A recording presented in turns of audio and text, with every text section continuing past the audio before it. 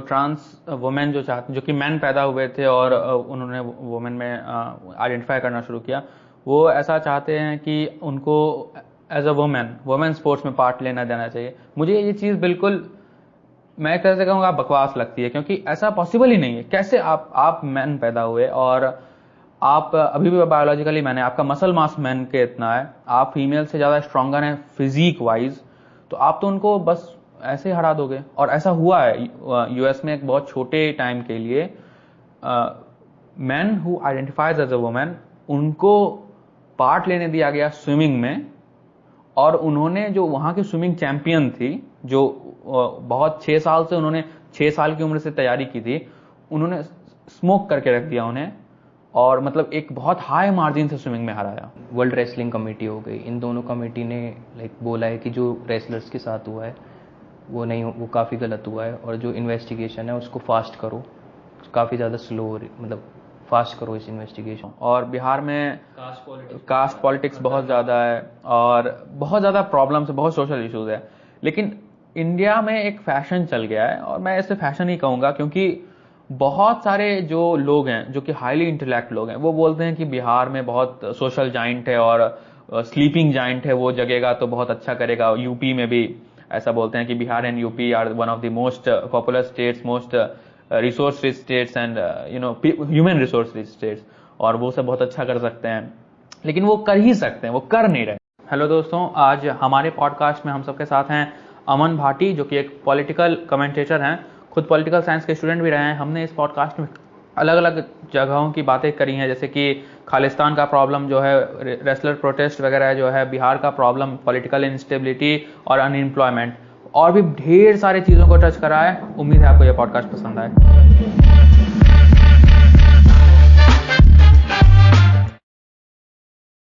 So welcome Aman to our podcast. Thank you भाई बुलाने के लिए, मतलब अच्छा लग रहा है कि फर्स्ट ही पॉडकास्ट है मेरा किसी भी चैनल पे, सो भाई ने बुलाया तो हम आए, बिल्कुल थैंक यू। आज हम सब यहाँ पे पॉलिटिकल बात करेंगे, और जैसा कि आप वीडियोस भी बनाते हैं, कि आप पॉलिटिकल एनालिसिस पे वीडियो बनाते हैं, एजुकेशनल वीडियो बनाते हैं, तो आपको ऐसा कैसे लगा कि एग्जैक्टली इसी कंटेंट को चूज़ करना है, या फिर इसी कंटेंट को परस्यू करना है यूट्यूब के थ्रू? ये कहाँ से आया? यूट्यूब पे एक होता है आदमी का इंटरेस्ट, तो मेरा थोड़ा सा इंटरेस्ट था कि मैं प्रॉपर पॉलिटिक्स में मेरा इंटरेस्ट था, इसलिए पॉलिटिकल ऑनर्स भी मैं कर रहा हूँ। और सेकंड रीज़न ये था कि कहीं ना कहीं मुझे थोड़ा सा यूथ को इन्फ्लुएंस करना था, थोड़ा सा यूथ में जो चीज़ें गलत चल रही हैं, फिर जो इवेंट्स गलत चल रहे हैं, उनको ठीक करने की कोशिश करनी थी। तो वीडियोस का क्या होता है कि पर्सनली मैं ये बिलीव करता हूँ कि जो वीडियोस होती हैं उससे आदमी की थिंकिंग पर बहुत ज़्यादा फर्क पड़ता है, क्योंकि जो व्यक्ति देखता है वो रिफ्लेक्ट करता है कहीं ना कहीं। क्योंकि फॉर एग्जांपल अगर हम देखें, पंजाब का हम एग्जांपल लेते हैं, जो पंजाब इंडस्ट्री के जो गाने हैं उसमें काफ़ी ज़्यादा बंदूकों का इस्तेमाल हो रहा है, और आज के टाइम में पंजाब की जो सिचुएशन है वो काफ़ी ज़्यादा वायलेंट चल रही है। तो यही one of the main reason है कि ऐसा कंटेंट देना लोगों को, या फिर ऐसा कंटेंट देना अपने यूथ को जिससे वो सही डायरेक्शन में जा सके, क्योंकि what we see we reflect. तो मैं इस चीज़ में बिलीव करता हूँ, कुछ भी मैं देखूंगा मैं उस चीज़ की कॉपी करने की कोशिश करूंगा। या फिर आप बचपन में जब छोटे बच्चे होते हैं तो वो भी जो चीज़ देखते हैं, वो अपने बड़ों को देखते हैं, तो वो उस चीज़ को रिफ्लेक्ट करते हैं। तो ये मेरी एक मेन आइडियोलॉजी है इसके पीछे, कि पर्टिकुलरली पॉलिटिक्स ही क्यों, पर्टिकुलरली पॉलिटिक्स भी इसलिए क्योंकि जो सोसाइटी है, पॉलिटिक्स एक नेसेसरी ईवल है। पॉलिटिक्स के बिना चीज़ें एग्जिस्ट नहीं कर सकती, एक ऑर्गेनाइज वे में सोसाइटी वर्क नहीं कर सकती। और साथ में पॉलिटिक्स ईवल भी है क्योंकि पावरफुल हैंड्स होते हैं जो कहीं ना कहीं एक्सप्लॉयटेटिव भी है, ह्यूमन नेचर उसमें इन्वॉल्व है। तो जहाँ तक आपने बताया कि पंजाब में भी काफ़ी प्रॉब्लम्स चल रही हैं, काफ़ी वायलेंस चल रहा है, और ड्रग प्रॉब्लम भी वहाँ पे बहुत ज़्यादा प्रिवेलेंट है, तो क्या आपको लगता है ये एक एडमिनिस्ट्रेटिव इशू है, या फिर ये एक यूथ के मामले में इशू है कि वहाँ का यूथ जो है गलत डायरेक्शन में जा रहा है?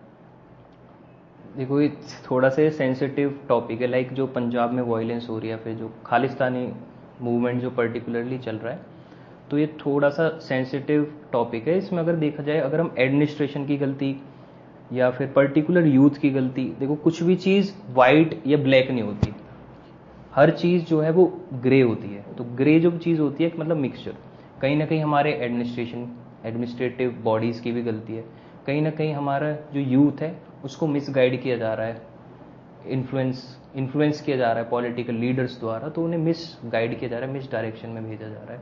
तो हर चीज़ ब्लैक वाइट नहीं होती, ग्रे होती है। तो कहीं ना कहीं हर किसी की प्रॉब्लम है। और जैसा कि हम सब का भी जो प्रेजेंट गवर्नमेंट, सेंट्रल गवर्नमेंट, वो बोलती है कि पंजाब का जो प्रॉब्लम है, खालिस्तान का जो प्रॉब्लम है, वो बहुत ज़्यादा एक इंटरनेशनल फंडेड प्रॉब्लम है। बहुत सारे एनजीओज कनाडा से उसको फंड करते हैं या फिर यूरोप से फंड करते हैं। तो क्या ये सही लगता है आपको, या फिर बस गवर्नमेंट बस छुपा रही है, अपना रिस्पॉन्सिबिलिटी नहीं लेना चाहती है, ऐसा कुछ? देखो, अगर हम इस फंडिंग की बात करें तो फंडिंग तो होती है।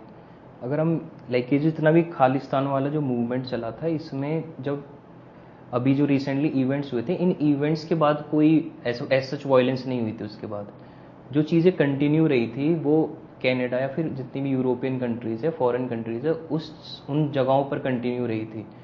और जो पंजाब है वो इंडिया का हिस्सा है, वहाँ के लोग भी इंडिया के हैं, और ये सबको मालूम है, इसमें कोई दौरा ही नहीं है। बस प्रॉब्लम ये है कि 0.0001% जो लोग हैं वो कहीं ना कहीं अपने सेल्फ इंटरेस्ट के लिए, उनका जो मैनिपुलेटिव माइंड है वो हमारे यूथ को बस मिसगाइड करना चाहते हैं। और इस एक्चुअल में ये कोई प्रॉब्लम भी नहीं है, बट इसको एक काफ़ी बड़े पर्सपेक्टिव में काफ़ी बड़ी प्रॉब्लम बताया जा रहा है। जो हमारा पंजाब का यूथ है वो इंडिया के साथ है।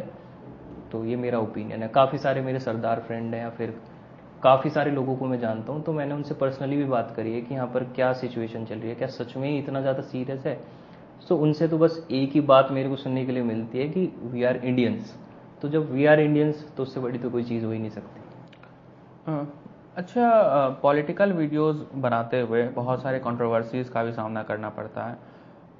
तो इसमें दो सवाल हैं कि आप खुद को अपडेट कैसे रखते हो, फैक्ट चेक कैसे करते हो अपने वीडियोस का, और कंट्रोवर्सीज का सामना कैसे करते हो। हाल ही में आपने एक वीडियो बनाई थी द केरला स्टोरी के ऊपर, कि आपने उसका कहीं ना कहीं समर्थन किया था, और आपने कुछ यूट्यूबर्स को, नेमली ध्रुव राठी वगैरह को थोड़ा बैश किया था कि वो थोड़ा सा मिसकम्युनिकेशन कर रहे हैं या फिर मिसलीड करने की कोशिश कर रहे हैं।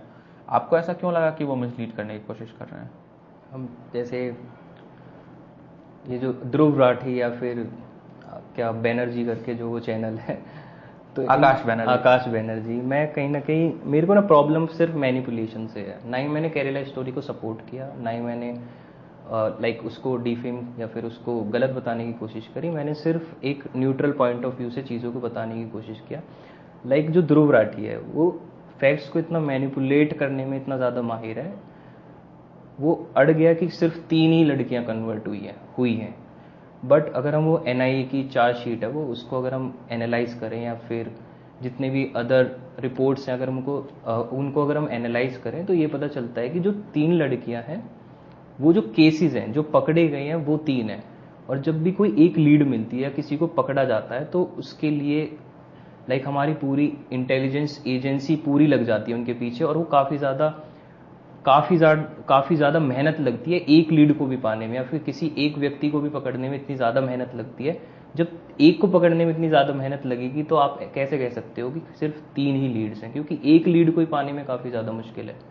सो केसेस सिर्फ 3 पकड़े जाना, पर्टिकुलरली आईसिस से रिलेटेड, ये प्रूफ नहीं करते कि सिर्फ 3 केस हैं। तो मेरा बस उस पर यही ओपिनियन था कि कहीं ना कहीं मैनिपुलेशन हो रही है, फैक्ट्स को तरोड़ मरोड़ के जनता के पास ऐसे दिखाया जा रहा है कि जैसे कुछ हो ही नहीं रहा है। और फिर मैं इस चीज़ के भी अगेंस्ट था कि लाइक अगर हम एलविश यादव की बात करें, वो भी कह रहा था कि 32,000 गर्ल्स ही कन्वर्ट हुई हैं। फर्स्ट थिंग, उसने प्रॉपर आर्टिकल्स नहीं दिए थे लोगों को रेफर करने के लिए। सेकेंड चीज़, उसने सुदीप्तो सेन के क्लेम को सच बता दिया था। वो कहीं ना कहीं मिस इन्फॉर्मेशन थी, वो भी मिसलीड करना था कि सुदीप्तो सेन ने क्लेम किया था ये कि 32,000 गर्ल्स कन्वर्ट हुई हैं, क्योंकि हर साल जो ओमन चैंडी 2010 के चीफ मिनिस्टर थे, उन्होंने ये बोला था कि 2800 से 3200 गर्ल्स कन्वर्ट हुई हैं।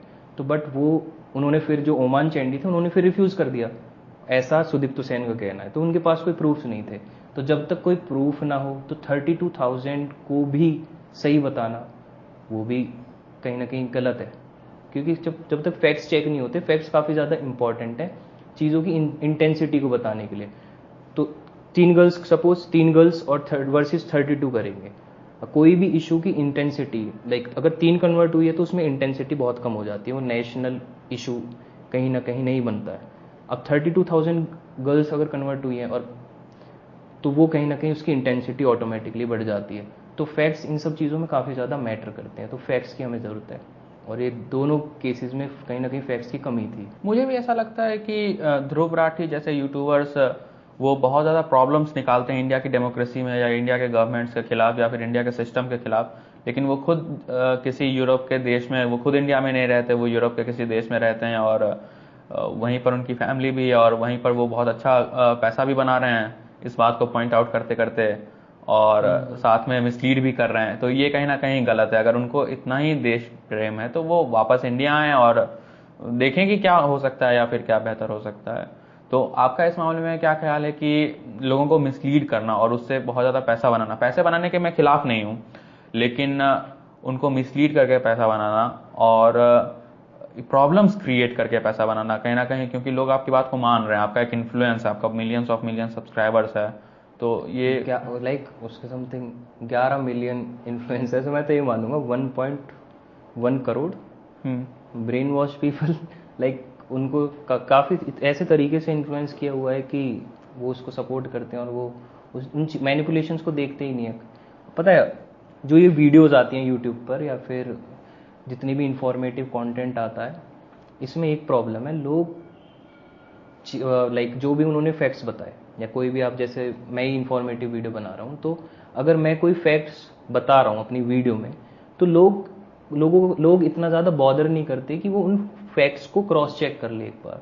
तो मेरी हमेशा से लाइक मेरी पिछली वीडियो में भी यही अपील थी कि अगर आप किसी की इंफॉर्मेटिव कंटेंट देखते हो, अगर आप किसी की वीडियो देखते हो, तो प्लीज़ फैक्ट्स को एक बार चेक कर लो, क्योंकि जो आपके फेवरेट यूट्यूबर्स हैं, लाइक ये जो इंफॉर्मेटिव एजुकेशनल कंटेंट बना रहे हैं, इनके पास इतनी जनता है कि उनके पास पॉलिटिकल ऑफर्स भी आते हैं, और ये फैक्ट है, उनके पास पॉलिटिकल ऑफर्स आते हैं, पार्टीज से आते हैं, फंडिंग से आते हैं कि आप इस इशू पर वीडियो बनाओ, आपको इतने पैसे देंगे, आप इस इशू पर वीडियो बनाओ और थोड़ा सा इधर थोड़ी सी बायसनेस दिखा दो तो हम आपको इतने पैसे देंगे। ये चीज़ें होती है, और जब आपके पास फेम होता है, जब आपके पास ऑडियंस होती है, तो उसके साथ कहीं ना कहीं जिम्मेदारियां भी आती हैं, और इस जिम्मेदारी को शायद ऐसे यूट्यूबर्स भूल जाते हैं। आप भी एक यूट्यूबर हैं, आपका भी एक सब्सक्राइबर बेस है, तो आप इस बायसनेस, क्योंकि आप हर इंसान का एक पर्सनल बायस होता है कि वो क्या सही मानता है क्या गलत मानता है, और इसमें कोई बुराई भी नहीं है, लेकिन जब आप एक इन्फ्लुएंशियल पोजीशन पे बैठते हैं तो आप कैसे अपने बायस को चेक में रखते हैं? बायसनेस कहीं ना कहीं एक व्यक्ति की होती है कि वो क्या चीज़ कंज्यूम कर रहा है, लाइक किन ओपिनियंस को वो कंज्यूम कर रहा है। जब भी मैं लाइक किसी भी इशू या किसी भी टॉपिक पर मैं सबसे पहले अपने आप को इंट्रोस्पेक्ट करता हूँ कि मेरे हिसाब से क्या है। मैं डिटेल में प्रॉपर ऑथेंटिक सोर्सेज का इस्तेमाल करता हूँ पढ़ने के लिए, कि जो इन्फॉर्मेशन आए वो बिल्कुल वैलिड आए, कि कहीं भी कोई प्रॉब्लम ना हो। तो और सेकंड चीज़ मैं एक और ये चीज़ करता हूँ, अगर कोई भी इंफॉर्मेटिव कंटेंट क्रिएटर उस टॉपिक के ऊपर वीडियो बना रहा है और मैंने अभी तक उसके ऊपर कुछ नहीं बनाया है, तो मैं अवॉइड करता हूँ, मैं वो वीडियो कभी ना देखूँ। रीज़न क्या होता है, जब वही सेम चीज़, मतलब जो मैं जिस चीज़ में बिलीव करता हूँ, जो आप चीज़ देखोगे वो आप रिफ्लेक्ट करोगे। सपोज एक चैनल है अभी एंड न्यू करके, अगर मैं उनका कंटेंट देखता हूँ या फिर ध्रुव राठी का कंटेंट देखता हूँ, वो तो ब्रेन वॉश किंग है, बट फिर भी मतलब पर्टिकुलरली टारगेट नहीं करना चाहूँगा, बट फिर भी जो भी मैं कंटेंट देखता हूँ, मुझ पर कहीं ना कहीं उसका इंप्रेशन आएगा।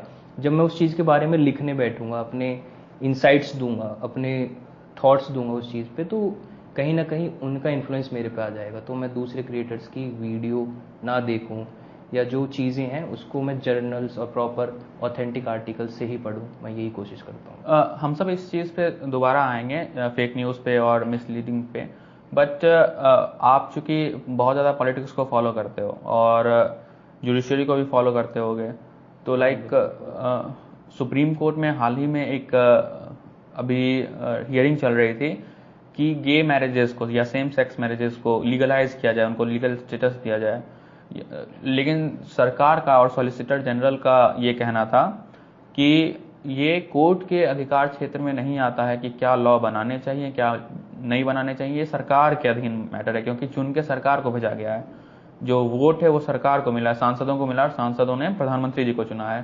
तो वो अधिकार प्रधानमंत्री जी और सरकार के पक्ष में आता है कि आप क्या लॉ बनाना चाहते हैं या फिर क्या लॉ नहीं बनाना चाहते हैं, किस चीज को लीगल रखना चाहते हैं, किस चीज को इलीगल रखना चाहते हैं, उसमें कोर्ट का कोई से नहीं बनता है। इस मामले में आपका क्या कहना है? साथ ही में एग्जैक्टली आप कहाँ स्टैंड करते हो गे मैरिजेस पे या फिर LGBT like same sex marriages? Exactly या देखो, जो लाइक अगर मैं देखूं, लाइक सुप्रीम कोर्ट या गवर्नमेंट, इन दोनों के बीच में हमेशा से ये फाइट रही है। लाइक केशवानंदा भारती केस करके केस हुआ था, उसमें right to property, Indira Gandhi ने राइट टू प्रॉपर्टी को फंडामेंटल राइट से हटा दिया था। तो उस केस के बाद एक हियरिंग आई थी कि जो basic structure of the constitution है वो उसे कोई भी गवर्नमेंट हार्म नहीं कर सकती या फिर उसमें अमेंडमेंट्स नहीं लेकर आ सकती। और जो basic structure of the constitution है उस वक्त सुप्रीम कोर्ट ने इंटरफेयर किया था और ये बोला था कि जो basic structure of the constitution है वो सुप्रीम कोर्ट द्वारा डिसाइड किया जाएगा कि क्या है। अगर हम अभी सेम सेक्स मैरिजेस की बात करें, इसमें सुप्रीम कोर्ट के पास भी पूरा अधिकार है इंटरवीन करने का। अब इसका भी एक रीज़न है। इसका रीज़न ये है, जो ट्रांसजेंडर्स हैं या फिर हमारी जो LGBTQ कम्युनिटी है, वो उनके पास भी ह्यूमन राइट्स हैं, क्योंकि वो भी तो ह्यूमन ही है। Like nature have created them like this, तो वो भी ह्यूमन ही है, उनके भी एक अधिकार हैं। तो वो जो चीज़ चाहते हैं, वो जो चीज़ डिमांड वो चाहते हैं, फिर जो वैलिड डिमांड, ऐसी डिमांड जिससे किसी दूसरे का नुकसान ना हो, ऐसे राइट जिससे किसी दूसरे का नुकसान ना हो, तो अगर वो उन्हें नहीं मिल रहे हैं तो ये बिल्कुल लाइक एक वैलिड चीज़ है कि सुप्रीम कोर्ट उसमें इंटरवीन कर सकती है। तो बात ये है। और अगर मैं अपने ओपिनियन की भी बात कर लेता हूँ, मैं सपोर्ट करता हूँ इस चीज़ को या नहीं करता हूँ, तो मैं इस चीज़ को बिल्कुल सपोर्ट करता हूँ। और इसका मैं एग्जांपल एक लाइक हम अपनी हिस्ट्री में से ही ले सकते हैं। लाइक काफ़ी सारे मध्य प्रदेश में टेम्पल्स हैं जहाँ पर सेम सेक्स मैरिज दिखाई हुई है, जहाँ पर गे सेक्स दिखाया हुआ है, या फिर लाइक सेम सेक्स मैरिज ही पर्टिकुलरली दिखाई हुई है, और टेम्पल्स के बाहर। तो जब उस टाइम में ये सब चीज़ें नॉर्मल थी, उस टाइम में जब टेम्पल्स के बाहर इन चीज़ों को दिखाया जा सकता है, तो आज के टाइम में फिर आपको क्या प्रॉब्लम है उन्हें राइट्स देने में?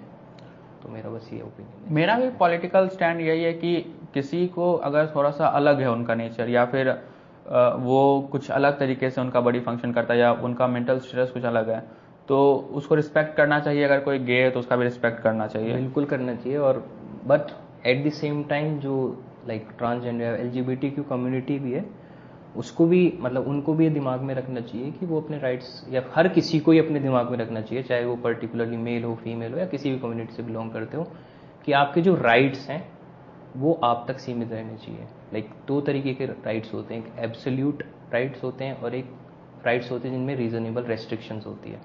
तो जो हमारे फंडामेंटल राइट्स हैं वो एब्सोल्यूट नहीं है। एब्सोल्यूट का मतलब होता है कि आप जो चाहो वो कर लो। आपका मन कर रहा है कि आपका मन कर रहा है आप किसी को मार दो, तो वो एब्सोल्यूट राइट है कि ये मेरा राइट टू फ्रीडम, मैं जो चाहे वो करूँ। बट जो फंडामेंटल राइट्स हैं वो एब्सोल्यूट नहीं है, उनमें रीजनेबल रेस्ट्रिक्शंस है। लाइक आप वो चीज़ें कर सकते हो जो आप तक लिमिटेड है। आपके जो अधिकार हैं उनको आप इस तरीके से जियो कि उससे किसी दूसरे का नुकसान ना हो। तो बस उसी तरीके से हमें जीना चाहिए। एग्जैक्टली यही बात को लेके अभी तो इंडिया में ये प्रॉब्लम काफ़ी कम है, लेकिन यूएस में एक प्रॉब्लम अराइज हुआ है पिछले कुछ सालों में, कि यूएस में एक तबका है जो कि एक परसेंटेज है, और वो परसेंटेज बहुत छोटी नहीं है, वो डे बाय डे बहुत ग्रो कर रही है। वो एक एग्जांपल मैं ले रहा हूं, कोई अगर पैदा हुआ biologically male, somebody with a penis, biologically male, okay, लेकिन कुछ समय बाद वो आइडेंटिफाई करना चाहता है एज अ वुमेन। सिर्फ इतना ही नहीं, यूएस में बहुत ज्यादा प्रोटेस्ट हो रहा है इस बात पे कि उनको वुमेन स्पेसेस में मिलना चाहिए जगह, जो कि एक मैन है, पैदा वो मैन हुआ, और वो अभी सर्जरी के थ्रू भी नहीं ट्रांसफॉर्म हुआ है, वो भी ऑपरेशन या हाँ एग्जैक्टली सेक्स चेंज नहीं हुआ है, बस वो आइडेंटिफाई कर रहा है एज अ फीमेल। तो क्या उनको वुमेन स्पेसेस जैसे कि वॉशरूम्स वगैरह समझ गया आपका क्वेश्चन। आप कहना चाहते हो कि जितने भी ट्रांसजेंडर्स हैं, लाइक जो अभी लाइक उन्होंने ऑपरेशन नहीं कराया, जो बाय बर्थ जो उनका सेक्स था वही अभी उनका सेक्स है, लाइक कोई मेल है तो उसका मन है कि वो फीमेल की तरह रहना चाहता है। कोई भी पब्लिक प्लेसेस या पब्लिक कोई भी फैसिलिटीज़ होगी, पब्लिक टॉयलेट्स हो गए या फिर कुछ भी हो गए, वो उनको फीमेल वर्जन को यूज़ करना चाहता है, लाइक फीमेल टॉयलेट्स यूज़ करना चाहता है, या फिर इन सब चीज़ों को यूज़ करना चाहता है। या हर फील्ड में, लाइक स्पोर्ट्स हो गया, स्पोर्ट्स में वो, लाइक आप यही तो कहना चाहते हो, लाइक स्पोर्ट्स में वो फीमेल के अपोजिट पार्टिसिपेट करना चाहता है। तो इस चीज़ को हमें ना थोड़ा ब्रॉड पर्सपेक्टिव में देखना होगा, हमें थोड़ा लॉन्ग टर्म में देखना होगा। शॉर्ट टर्म में ठीक, हम उनके राइट्स की बात करें, भाई उनका मन है तो वो रह सकते हैं, but at the same time हमें उसे लॉन्ग टर्म में देखना होगा कि क्या उससे किसी दूसरे व्यक्ति के राइट्स तो हार्म नहीं हो रहे हैं। कोई फीमेल है, वो जो सेम वॉशरूम यूज़ कर रही है, उसको कोई मेल बेशक लाइक थोड़ा लाइक जो नेचर ने उसे ऐसा बनाया, बट एक्चुअल में बायोलॉजिकली तो वो ठीक है ना। अब उससे किसी दूसरे को अनकंफर्टेबल फील हो या फिर किसी दूसरे को अनसेफ फील हो, चाहे उनका जो मोटिव है, चाहे उनका जो फीलिंग्स है वो ऐसी ना हो, बट फिर भी जो दूसरा व्यक्ति है उसको कन्विंस करना कि ऐसा कुछ नहीं होगा, या फिर उसको कन्विंस करना कि हार्म नहीं होगा या फिर अनकंफर्टेबल उसे फील नहीं होगा, तो ये चीज़, इस चीज़ को करना काफ़ी ये नामुमकिन है, क्योंकि सामने अपोजिट जेंडर है, वो कैसे फीमेल वॉशरूम को यूज़ कर सकता है, कैसे कोई फीमेल अनकंफर्टेबल फील नहीं करेगी। तो बात बस यहाँ पर ये है, जो इसकी जो राइट्स हैं ये पर्सनल नहीं हो गए, अब ये दूसरे के राइट्स में इंटरवीन कर रहे हैं। तो कहीं ना कहीं मेरा जो टेक है इस चीज़ पे, कहीं ना कहीं ये चीज़ सही नहीं है कि अगर आप मेल पैदा हुए हो, बेशक आप में कुछ ट्रेड्स फीमेल की, आपको फीमेल की तरह रहना पसंद है, तो इसका मतलब ये नहीं है कि आप जो वॉशरूम्स या फिर जो जितनी भी फैसिलिटीज़ हैं या फिर हर चीज़ में आपको फीमेल्स वाली वो चाहिए, क्योंकि इस चीज़ से वो भी उनको भी अनकंफर्टेबल फील होगा और उनके भी राइट्स को कहीं ना कहीं हार्म होगा। साथ में आपने स्पोर्ट्स की भी बात की, तो ट्रांस वुमेन जो कि मैन पैदा हुए थे और उन्होंने वुमेन में आइडेंटिफाई करना शुरू किया, वो ऐसा चाहते हैं कि उनको एज अ वुमेन स्पोर्ट्स में पार्ट लेना देना चाहिए। मुझे ये चीज़ बिल्कुल, मैं एक तरह से कहूँगा, बकवास लगती है, क्योंकि ऐसा पॉसिबल ही नहीं है। कैसे आप मैन पैदा हुए और आप अभी भी बायोलॉजिकली मैन है, आपका मसल मास मैन के इतना है, आप फीमेल से ज़्यादा स्ट्रॉन्गर हैं फिजिक वाइज, तो आप तो उनको बस ऐसे हरा दोगे। और ऐसा हुआ है यूएस में एक बहुत छोटे टाइम के लिए, man who identifies as a women, उनको पार्ट लेने दिया गया स्विमिंग में, और उन्होंने जो वहाँ की स्विमिंग चैंपियन थी, जो बहुत 6 साल से उन्होंने 6 साल की उम्र से तैयारी की थी, उन्होंने स्मोक करके रख दिया उन्हें, और मतलब एक बहुत हाई मार्जिन से स्विमिंग में हराया। तो ये तो सही नहीं, अनफेयर है बहुत ज़्यादा। मैन लाइक मेल और फीमेल की बात हो रही है यहाँ पे, कौन स्ट्रांग है या फिर कौन, लाइक अगर मेल, आपका कहने का मतलब ये है अगर मेल पार्टिसिपेट करता है फीमेल इवेंट्स में, तो कहीं ना कहीं मसल मास या फिर ये सब चीज़ों की वजह से मेल को एक एडवांटेज होता है ना, आपका जी, कहने का बिल्कुल। मतलब है। तो वो कैसे पार्टिसिपेट कर सकते हैं, तो इस चीज़ में लाइक एक फेमिनिस्ट है, उनका ये कहना है कि जो वुमेन है, women are not born women, they are made women. तो इसका मतलब ये है कि जो वुमेन है उनकी जो कंडीशनिंग है बचपन से या फिर पहले से जो उनकी कंडीशनिंग है, जैसे वो रहती आई है, वो इस तरीके से की गई है कि वो ऑटोमेटिकली उनकी बॉडी इस तरीके से इवॉल्व हो गया, फिर इस तरीके से ढल गई है कि वो कंपैरेटिवली मेल के वीक हो गई है।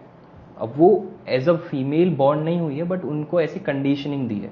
तो कहीं ना कहीं मैं भी इस चीज़ में बिलीव करता हूँ, लाइक जैसा आप बॉडी को ट्रीट करोगे, ऐसी आपकी बॉडी डेवलप होगी।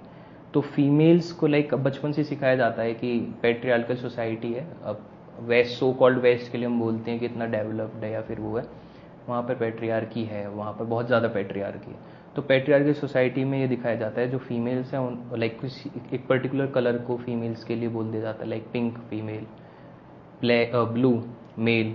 कोई भी स्पोर्ट्स एक्टिविटी, बैडमिंटन खेलेंगे तो फीमेल खेलेंगे, फीमेल क्रिकेट, लाइक अब क्रिकेट में पार्टिसिपेशन अब स्टार्ट हुआ है, और अब भी कौन देखता है फीमेल क्रिकेट को? देखा आपने कभी कोई फीमेल क्रिकेट देख रहा है? आपने कभी देखा फीमेल क्रिकेट?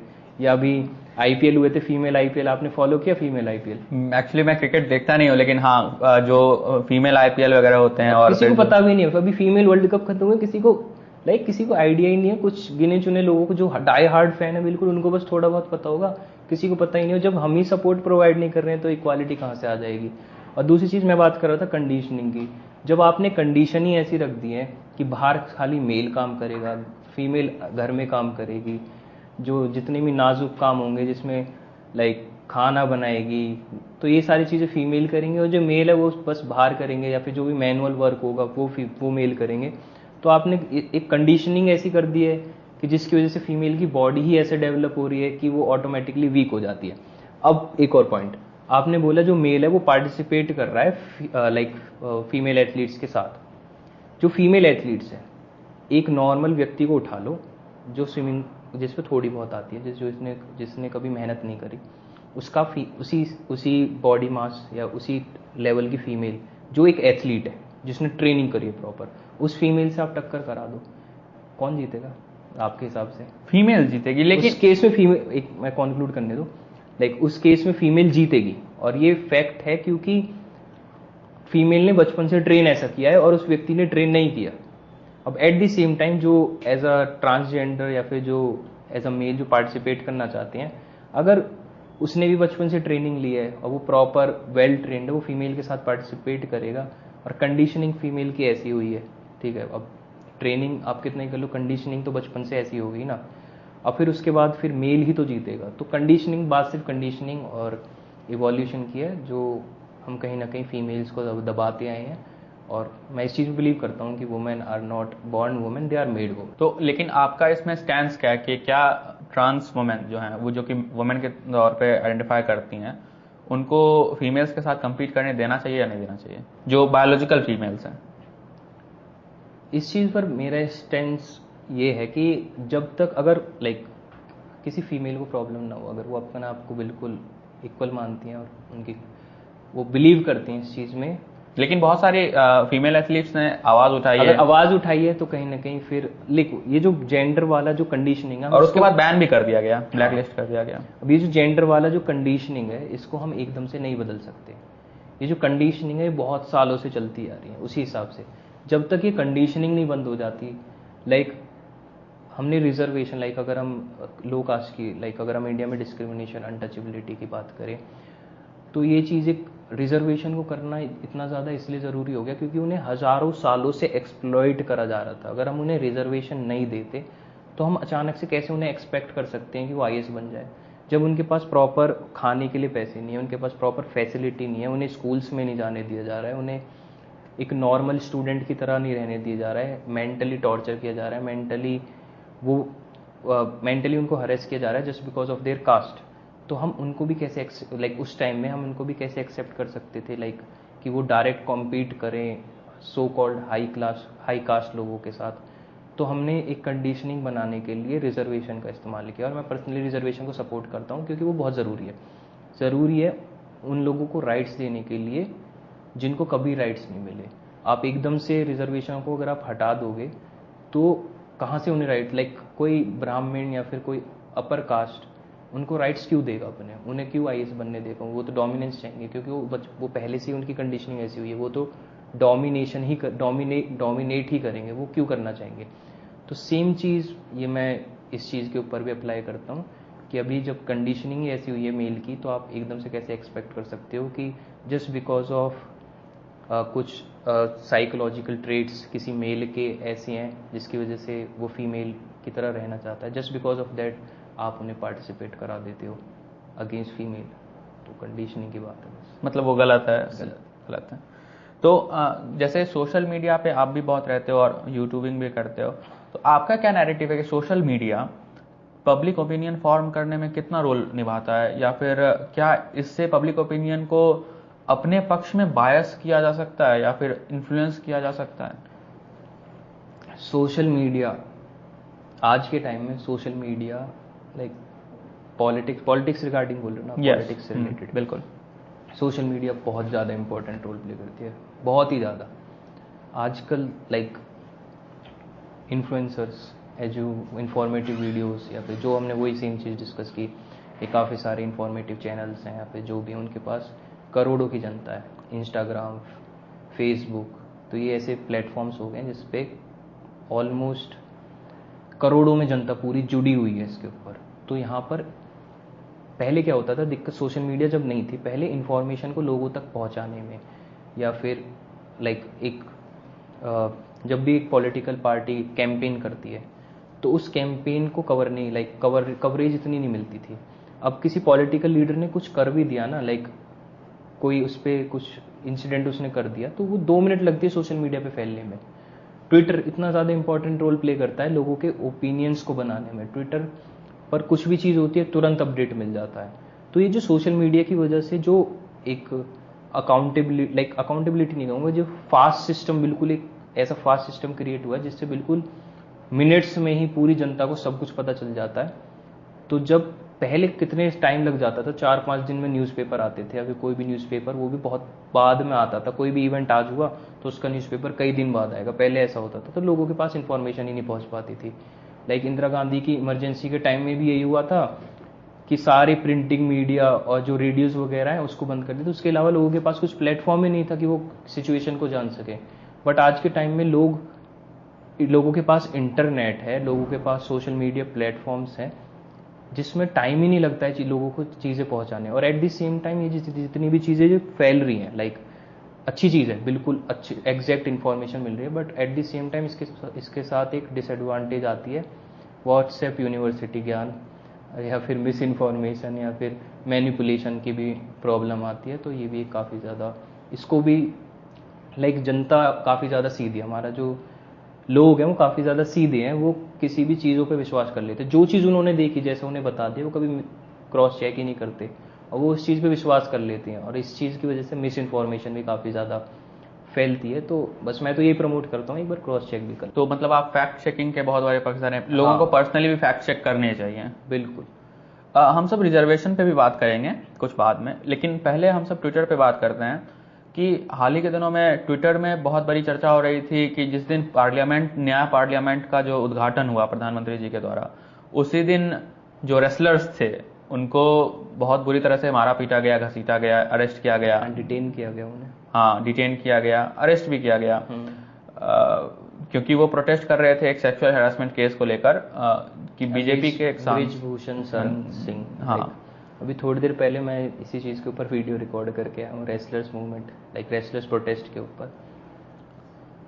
काफ़ी ज़्यादा सेंसिटिव टॉपिक है। और ये जो लाइक, अब शुरू से शुरू करें? हाँ, लाइक ये जो मूवमेंट स्टार्ट हुआ था लाइक 18 जनवरी 2023 में, रेसलर्स आते हैं, like bronze, like Tokyo Olympic bronze medalist Bajrang Punia आते हैं, Rio Olympic bronze medalist Sakshi Malik आती है, 2 time world championship medalist Vinesh Phogat आती हैं। उन लोगों का चेहरा बन के जिनके साथ सेक्सुअल हैरेसमेंट हुई है, उनका आरोप है, ये एलिगेशन है कि जो WFI के जो प्रेसिडेंट है ब्रजभूषण सिंह, जो एक बीजेपी MP है, 6 टाइम वो पहले MP रह चुके हैं। अगर हम उनके पॉलिटिकल बैकग्राउंड की बात करें, पॉलिटिकल बैकग्राउंड उनका ऐसा रहा है कि उन्होंने एक वीडियो में एक्सेप्ट भी किया है कि उनके हाथों एक मर्डर हुआ है। एक इंटरव्यू है, उसमें उन्होंने एक्सेप्ट किया है ये चीज़। और सेकंड चीज़, लाइक मैं पढ़ रहा था, उसमें मेरे को ये पता चला कि वो अपने क्राइम में तो वो बहुत पहले से ही रहे हैं इन्वॉल्व। उनके ऊपर करंटली अगर हम उनकी इलेक्शन की एफिडेविट को देखें, 4 केसेस उन पर अब भी पेंडिंग है। और पहले अपनी जवानी में वो मोटरसाइकिल चोर थे, उसके बाद वो लिक्वर माफिया में भी उनका नाम आया था।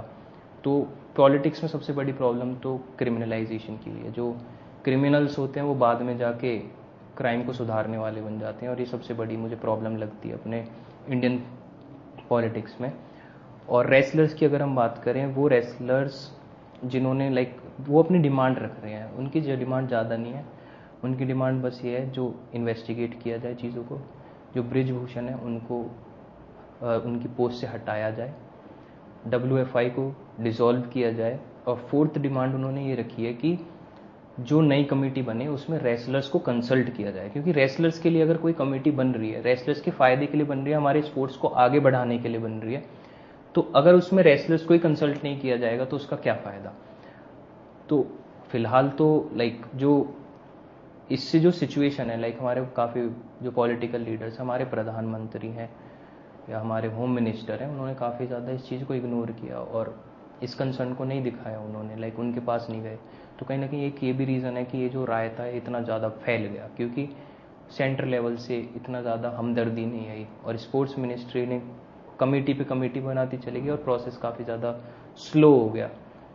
और फिर उसके बाद उन्होंने पहले FIR दर्ज नहीं की थी, फिर उसके बाद उन्होंने FIR दर्ज कराने गए, दिल्ली पुलिस FIR दर्ज नहीं कर रही थी, फिर उसके बाद वो सुप्रीम कोर्ट गए, फिर सुप्रीम कोर्ट ने नोटिस भेजा दिल्ली पुलिस को कि आप FIR दर्ज करो, फिर उसके बाद FIR दर्ज हुई है, फिर उसके बाद फिर FIR दर्ज होने के बाद उन्होंने फिर ये फैसला किया, हाँ, एक कमेटी बनाई गई थी, ओवरसाइट कमेटी, इससे पहले स्पोर्ट्स मिनिस्ट्री ने बनाई थी और अनुराग ठाकुर ने बोला उनकी भी फाइंडिंग्स बताई नहीं गई। और हाँ, मैं वही अभी कंक्लूड कर रहा हूँ। फाइंडिंग्स एक्चुअल में फाइंडिंग्स भी नहीं बता, और इनकी जो सेकंड डिमांड थी वो ये भी थी कि जो फाइंडिंग्स आई है ओवरसाइट कमेटी की, जो ओवरसाइट कमेटी बनाई गई है उसकी फाइंडिंग्स को पब्लिक करो, पता तो चले कि एक्चुअल में है क्या। जो ओवरसाइट कमेटी थी इसको पब्लिक नहीं किया गया, बस इसमें ये दिखा दिया गया कि जो sexual harassment, protection of sexual harassment act है, वो कहीं ना कहीं एक मुद्दा निकल कर आया है, बट ये नहीं दिखाया कि किस लेवल पर निकल कर आया है। और उसके बाद तुरंत ही ब्रजभूषण डिसाइड करते हैं कि वो इलेक्शन नहीं लड़ेंगे। उन्होंने 7 मई से इलेक्शन होने वाले थे, तो उन्होंने ये कह दिया था कि मैं इलेक्शन नहीं लड़ूंगा। तो फिर ये शायद इस चीज़ में हुआ था, मेरे पर्सनल ओपिनियन में ये शायद इसलिए होता था कि वैसे शांत हो जाए, भाई अब ये नहीं लड़ेंगे इलेक्शंस। बट प्रॉब्लम इलेक्शन लड़ने ना लड़ने से भी नहीं है, मेन प्रॉब्लम WFI से है। WFI में जो भी लोग काम कर रहे हैं, नेपोटिज्म, लाइक बॉलीवुड में नेपोटिज्म की बात करते हैं हम, तो ऐसी कमिटीज़ में क्यों नहीं करते हैं? जो WFI में नेपोटिज्म है, जो पावरफुल हैंड्स हैं फ्यूज़ के हाथ में, और ब्रजभूषण सिंह काफ़ी अच्छा खासा इन्फ्लुएंस होल्ड करते हैं WFI के ऊपर, और at the same time sexual harassment. तो ये सारी चीज़ें ऐसी हैं जिसमें हमें काफ़ी, तो इस प्रोसेस को हमें स्लो नहीं करना चाहिए था।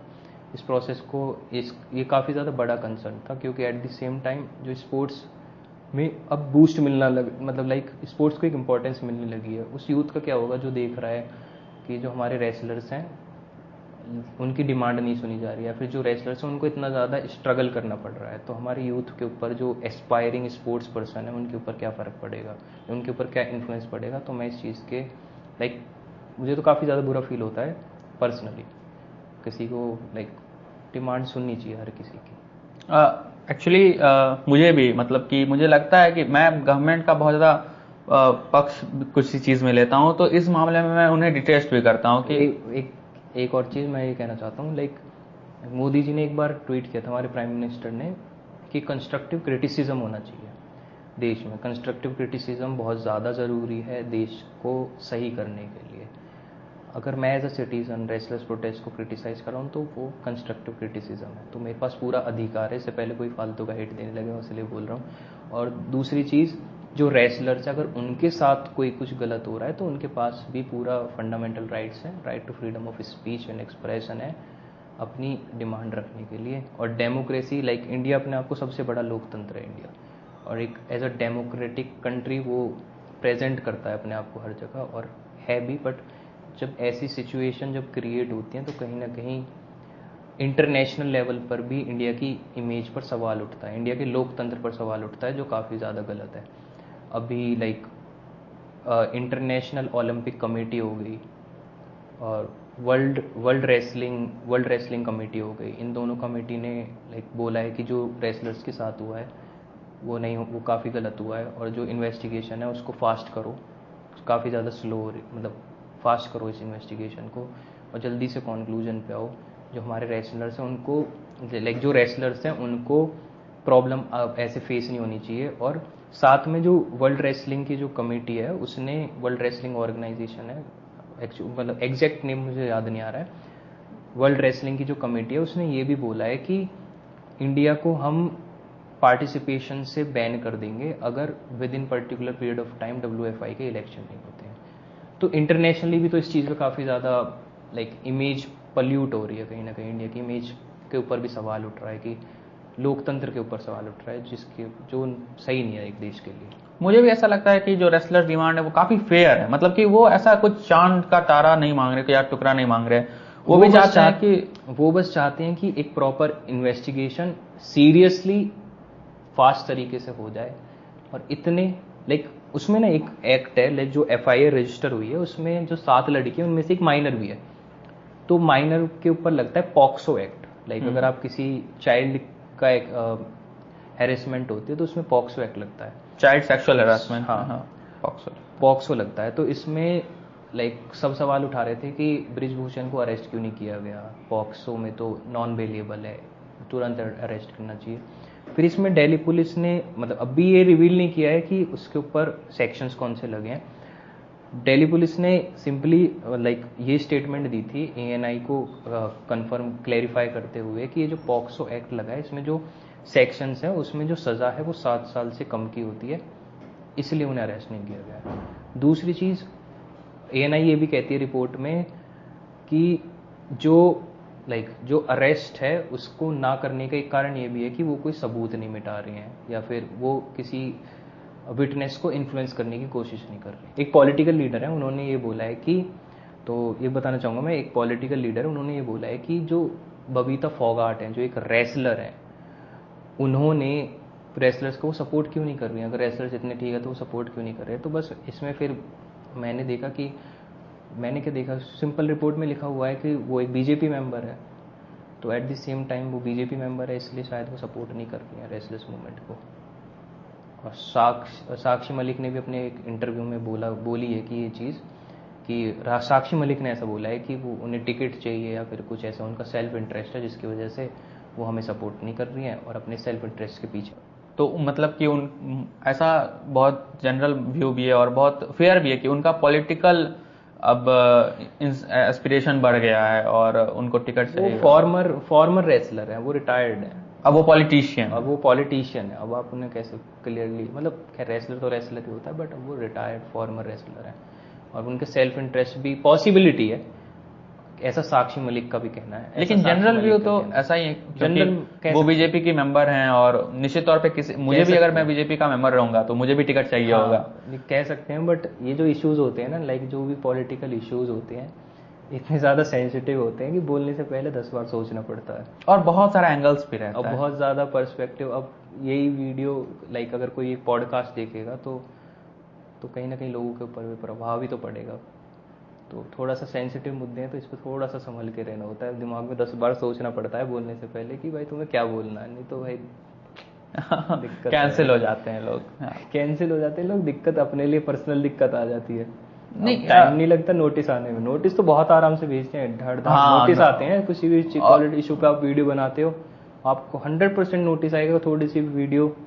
थोड़ी सी भी आप पर अगर कहीं पे गलती हो गई या गलती भी नहीं, थोड़ी सी भी नोटिस तो आपको आएगा। किसी सेंसिटिव टॉपिक पर कुछ आप पे थोड़ी सी गलती हुई, नोटिस आएगा, क्योंकि उनके लिए नोटिस भेजना आसान है और हम सबको जवाब देने में हाल खराब हो जाता है, हालत खराब हो जाती है। एक नोटिस आने में आपको पता है, जब भी एक नोटिस आता है या FIR होती है, आप कोई गवर्नमेंट पोस्ट या कोई एग्जाम ही नहीं दे सकते जब तक वो केस सॉल्व नहीं हो जाता। तो और कहीं ना कहीं फिर पेरेंट्स के लिए भी टेंशन हो जानी, पुलिस स्टेशन विजिट करो, सॉल्व कराओ चीज़ों को, बहुत ज़्यादा। और इंडिया का जो सिस्टम है वो इतना स्लो है, दिक्कत तो भेजने वाले को नहीं आती, बट जिसके ऊपर नोटिस आता है उसे तो बहुत ज़्यादा दिक्कत आती है। मैंने ये पॉडकास्ट शुरू इसीलिए किया क्योंकि यहाँ पे लोग अपनी बात को कह सकें बिना किसी डर के।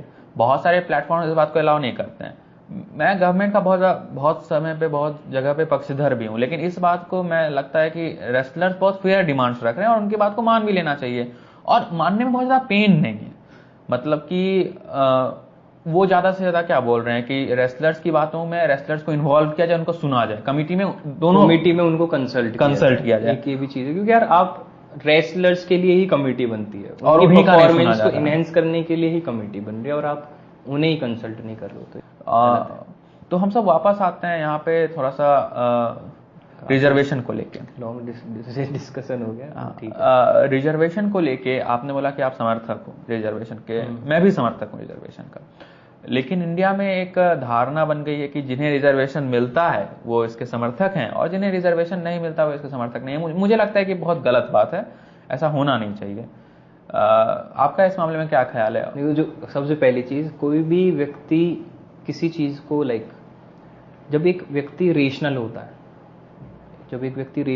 है, उसमें सही और गलत में फ़र्क करने में उसे चीज़ें समझ में आ जाती है, तो वो जो चीज़ें सही हैं उनको वो कभी सवाल नहीं करता। चाहे वो कोई अगर ब्राह्मण भी है, मेरे काफ़ी सारे दोस्त हैं जो ब्राह्मण होकर या फिर जनरल कैटेगरी में होकर रिजर्वेशन को सपोर्ट करते हैं, क्योंकि कहीं ना कहीं उन्होंने भी इस चीज़ को डिटेल में पढ़ा, कहीं ना कहीं उनका माइंड सेट जो है वो रेशनल हुआ और उन्होंने सही चीज़ों को पढ़ा।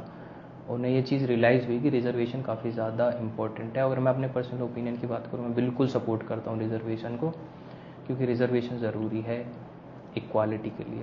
जब इक्वालिटी ज़रूरी है एक ऑर्गेनाइज्ड सोसाइटी को बनाने के लिए, एक सोसाइटी जहाँ पर सब अच्छे से रहें, एक सोसाइटी जहाँ पर शांति रहे और सब वेल ऑर्गेनाइज्ड वे में रहे। रिजर्वेशन का बेसिकली मकसद ये था कि स्टार्टिंग पॉइंट कम से कम सेम कर दी जाए। हाँ, एक और चीज़, लाइक लोग कह रहे हैं कि इतना पहले रिजर्वेशन दी गई है, अब रिजर्वेशन ले लो, इतना टाइम हो गया, वो तो बिल्कुल बराबर, या जो भी है उनका वो ओपिनियन है कि इतना टाइम हो गया रिजर्वेशन, बहुत सारे लोग उन्हें क्या जरूरत है, 70 साल हो गए, 75 साल हो गए, अब तो मत इतना कर भी दो।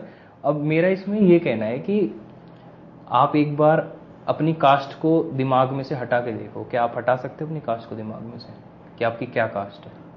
क्या आप सामने वाले व्यक्ति को उसके बिना कास्ट के जज कर सकते हो? बहुत सारे लोग नहीं कर सकते। बहुत मेजॉरिटी लोग नहीं करते। मेजॉरिटी व्यक्ति के दिमाग में उसकी कास्ट होती है। अब सपोज कोई सामने कोई लो कास्ट का बंदा है, वो खड़ा हुआ है आपके सामने, और मेजॉरिटी लोगों की बात कर रहा हूँ मैं, हर किसी की बात नहीं कर रहा हूँ। वो व्यक्ति उससे जब तक ठीक रहेगा जब तक उसे पता नहीं होगा उसकी कास्ट क्या है। या मैंने खुद देखा है मेरे लाइक विलेजेस में, मैं खुद गांव में रहता हूँ तो मुझे पता है, मैं ग्राउंड लेवल, ग्राउंड रियलिटी पता है, ग्राउंड रियलिटी पता है क्या है।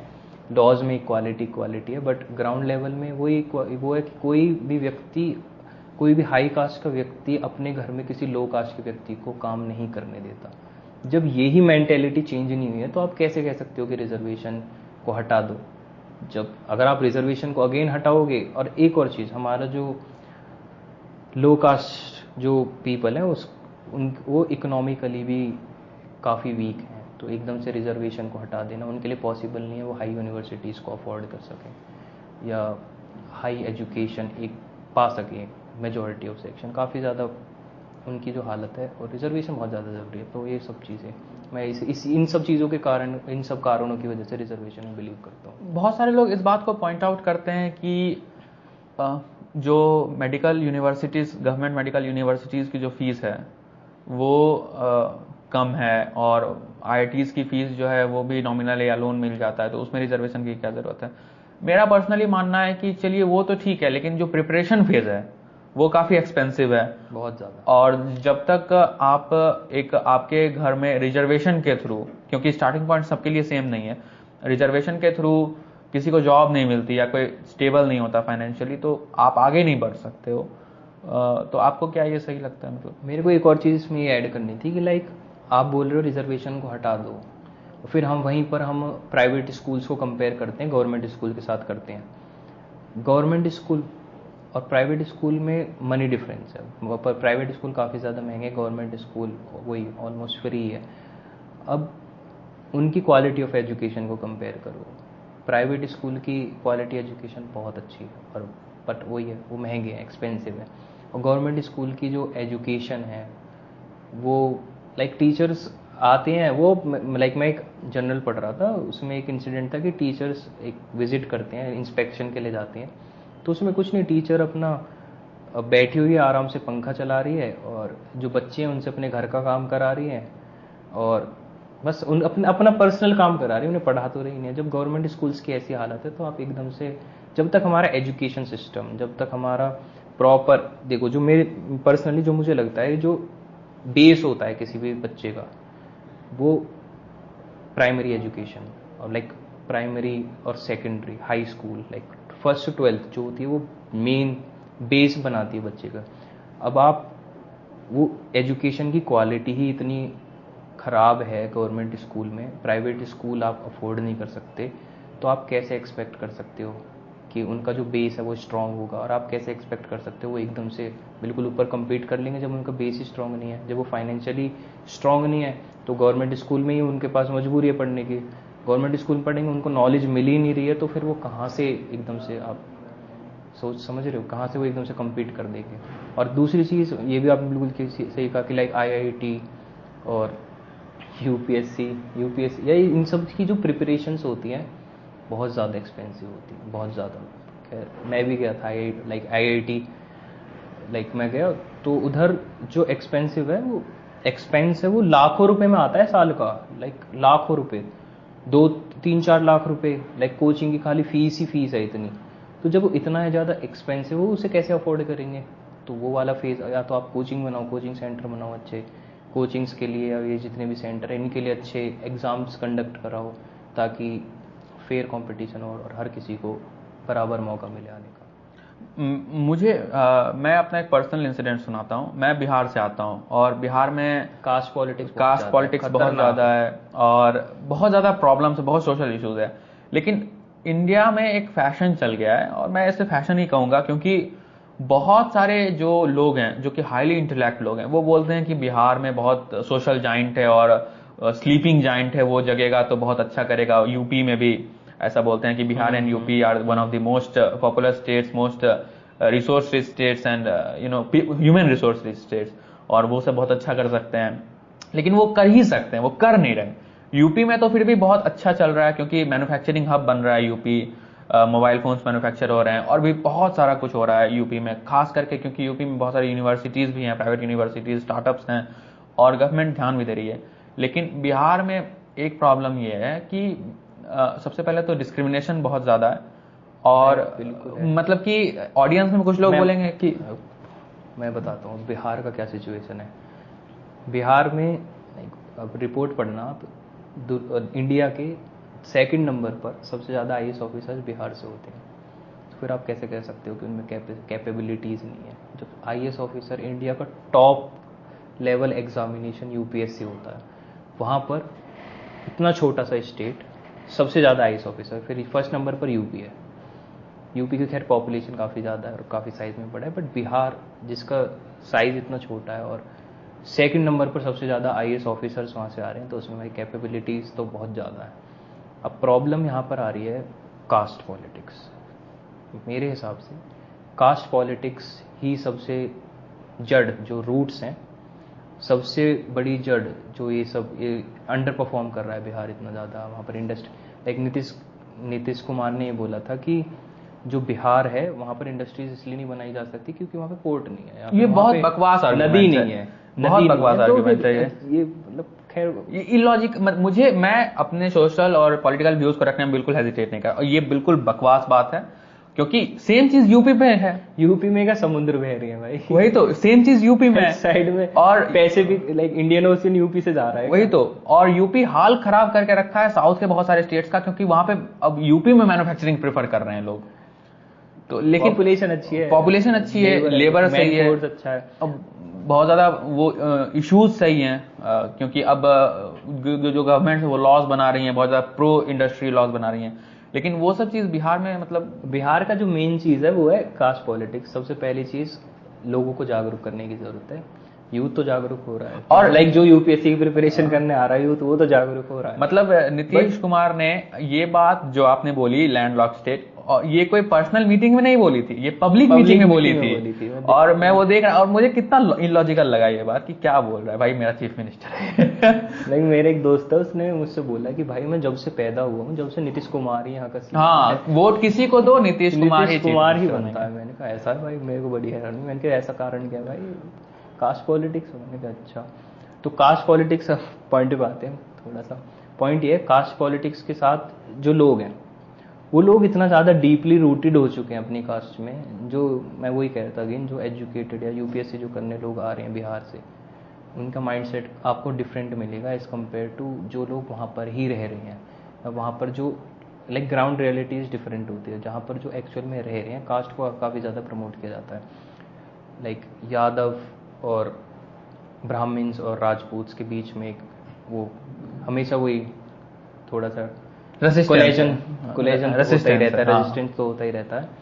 तो लोगों को कहीं ना कहीं समझने की ज़रूरत है कि कास्ट, लाइक पॉलिटिकल लीडर्स को भी अच्छे से पता है कि अभी अगर उन्हें वोट चाहिए सिर्फ कास्ट के नाम पे कह दो, डेवलपमेंट सब सिर के ऊपर से, कोई ज़रूरत नहीं है कुछ करने की, सिर्फ कास्ट के नाम पर बोलोगे तो वोट मिल जाएंगे और आराम से मिल जाएंगे, आराम से तुम पावर में आ जाओगे। तो जब पॉलिटिकल लीडर्स को ही पता है कि यहाँ पर कास्ट इतनी ज़्यादा डीपली रूटेड है, लोगों को डेवलपमेंट से फ़र्क ही नहीं पड़ रहा, चाहे वो भूखे मर रहे हैं, चाहे उन्हें फैसिलिटी नहीं मिल रही है, पर कास्ट सबसे ऊपर रहेगी। जब पॉलिटिकल लीडर्स को ये पता है तो वो डेवलपमेंट क्यों करेंगे, वो क्यों प्रमोट करेंगे डेवलपमेंट। क्या आपको लगता है कि चूंकि सेंट्रल गवर्नमेंट में जो सरकार है वो बहुत ज़्यादा सत्ता में नहीं रही है बिहार में, मतलब कि पिछले कुछ सालों में। कुछ देर पहले बीजेपी की सरकार भी थी बिहार में as a collision government. Coalition government के साथ सबसे बड़ी प्रॉब्लम ये है कि कोएलिशन गवर्नमेंट फर्म डिसीजन नहीं ले सकती, मतलब खींचतान चलता रहता है।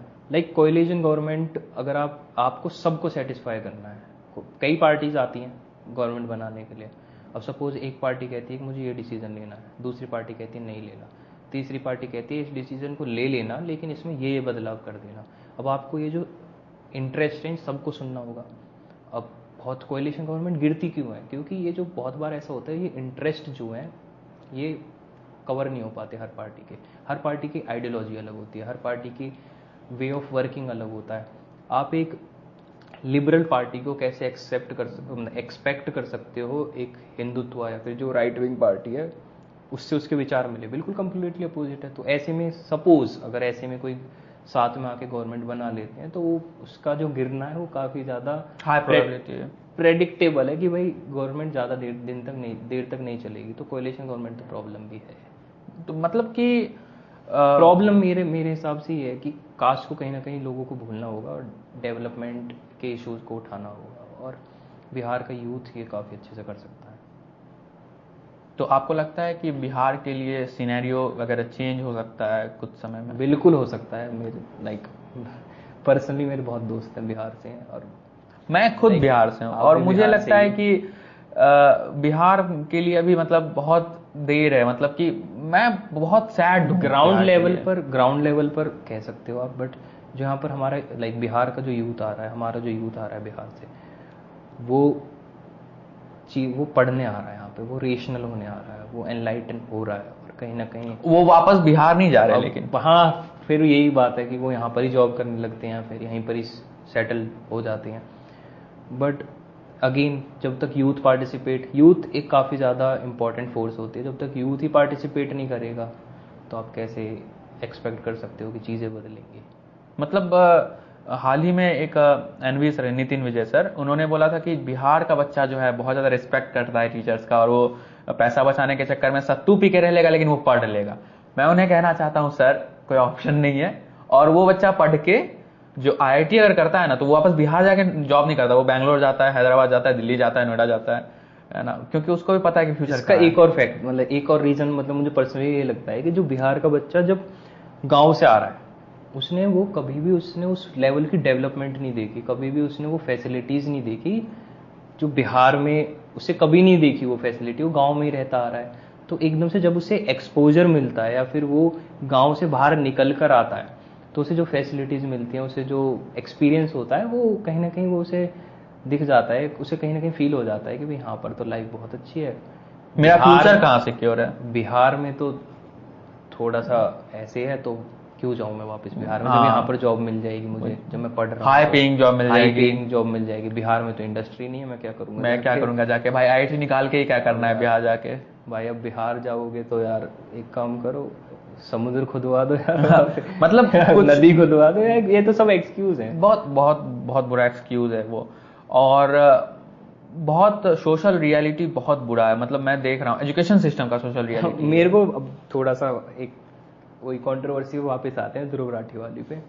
मेरे को इससे थोड़ा सा ये पॉइंट याद आया, बहुत लोग कह रहे हैं, ध्रुव राठी ने काउंटर वीडियो में ये बोला था कि मैं जर्मनी में हूँ और मैं प्रॉपर आर्टिकल्स पढ़ के, प्रॉपर जर्नल्स को पढ़ के मैं तुम्हें जो भी इन्फॉर्मेशन है वो परोस के तुम्हें दे रहा हूँ, प्रॉपर तुम्हें इन्फॉर्मेशन दे रहा हूँ। तो एक यूट्यूबर था, उसने बोला था भाई तू जर्मनी में है तो तू जर्मनी का होकर कैसे इन्फॉर्मेशन दे सकता है? तो उसने इसके काउंटर में ये बोला था। अगेन मेरा भी ये कहना है कि ग्राउंड लेवल रियलिटीज़ कुछ और होती हैं, और ग्राउंड लेवल रियलिटीज़ ही आपका ओपिनियन बनाती हैं। खास करके इंडिया जैसी कंट्री में, एक इंडिया जैसी डाइवर्स कंट्री में ग्राउंड रियलिटीज़ बहुत ज़्यादा ज़रूरी होती हैं। खाली आर्टिकल्स और जर्नल्स, वो भी अपनी मर्जी के, ध्रुव राठी पिक करता है आर्टिकल्स, वो ऐसा नहीं है कि वो न्यूट्रल या अनबाइस्ड जो कि आर्टिकल्स ले रहा है, वो पिक करता है आर्टिकल्स को और एक कंक्लूजन ड्रॉ करने के लिए। तो ये चीज़ तो बहुत ज़्यादा गलत है, और साथ में ग्राउंड रियलिटीज़ का भी पता होना व्यक्ति के लिए काफ़ी ज़्यादा ज़रूरी है। आप 16 साल की उम्र में छोड़ देते हो, 16 साल का बच्चा होता है, छोड़ देते हो अपने देश को, और आपको कुछ नहीं पता यहाँ पर रियलिटीज़ क्या चल रही हैं एक्चुअल में। जब आप यहाँ पर हो ही नहीं तो आपको ग्राउंड लेवल रियलिटीज़ कहाँ से पता चलेंगी, जो काफ़ी ज़्यादा इंपॉर्टेंट है एक व्यक्ति की ओपिनियन और एक व्यक्ति की ओपिनियंस को डेवलप करने के लिए। बहुत सारे लोग जैसे मैं बोल रहा था कि एजुकेशन सिस्टम का मैं बात कर रहा था, बिहार के एजुकेशन सिस्टम का। वहाँ के टीचर्स को सारा काम दिया जाता है पढ़ाने के अलावा, उनको हायर किया है पढ़ाने के लिए। वही अगेन ग्राउंड लेवल रियलिटीज की बात हो रही है यहाँ पे। मुझे तो ग्राउंड लेवल रियलिटीज अब भाई को ज्यादा अच्छे से पता है तो। मैं देख रहा हूँ, क्योंकि मैं, और बहुत काम, लाइक बहुत ज्यादा काम। कोई घर आ रहा है, फैमिली को कोई टाइम नहीं, रजिस्टर खोल के बैठ जाना है और बस वही स्कूल का काम रात के 10 बजे तक। वही मतलब वही सेम यही प्रॉब्लम है लाइक अब लाइक लग रहा है कि फनी है ये चीज़, बट अगर एक्चुअली अगर हम फिर इंट्रोस्पेक्ट करें इस चीज़ को डीपली, बहुत सीरियस लेके, अगर बहुत ज़्यादा सीरियस इशू है, जो यूथ है उसको ठीक क्वालिटी ऑफ एजुकेशन नहीं मिल रही। और क्वालिटी ऑफ एजुकेशन मैं बार बार बोलता हूँ, एजुकेशन ही अंबेडकर ने भी बोला था, एजुकेशन शेरनी का दूध है और ये तुम्हें ताकत देती है दहाड़ने की। जब एजुकेशन ही ठीक से नहीं मिलेगी तो तुम दहाड़ोगे कहाँ से? तो ये इस चीज़ में मैं बिलीव करता हूँ, लाइक एजुकेशन बहुत ज़्यादा ज़रूरी है। आप एजुकेशन, आप अगर कोई व्यक्ति एजुकेटेड है, उसके ओपिनियंस वो रेशनल है, उसके ओपिनियंस को रखने की उसमें क्षमता है, तो उसे हाथ में हथियार लेने की ज़रूरत नहीं है। सबसे बड़ा हथियार उसका एजुकेशन है, क्योंकि वो आदमी को आराम से अपनी डिमांड रख सकता है।